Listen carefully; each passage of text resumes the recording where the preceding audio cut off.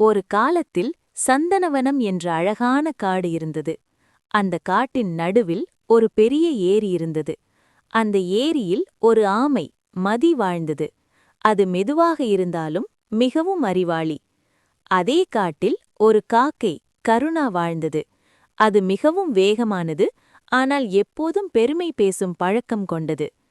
ஒரு நாள் கடும் வெயில் வந்தது. ஏரியின் நீர் குறையத் தொடங்கியது. ஆமை கவலையடைந்தது. அப்போது கருணா காக்கை சொன்னது, நான் பறந்து எங்கும் போய் தண்ணீர் கண்டுபிடிக்க முடியும். நீ மெதுவாக நடந்து என்ன செய்வாய்? ஆமை அமைதியாக சொன்னது, வேகம் மட்டும் போதாது, யோசனை முக்கியம். ஆமை ஏரியின் அருகிலிருந்த சிறிய குழியில் தண்ணீரை சேமிக்க ஆரம்பித்தது. மரங்களின் இலைகளை வைத்து நீர் ஆவியாகாமல் பாதுகாத்தது. கருணா காக்கை பறந்து பறந்து சோர்ந்து போனது.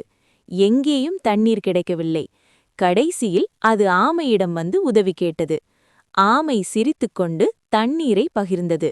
அப்போது கருணா காக்கை தனது தவறை உணர்ந்து, நான் வேகத்தை நம்பினேன், நீ அறிவை நம்பினாய் என்று சொன்னது. அன்றிலிருந்து கருணா பெருமையை விட்டுவிட்டு ஆமையின் நண்பனாக மாறியது.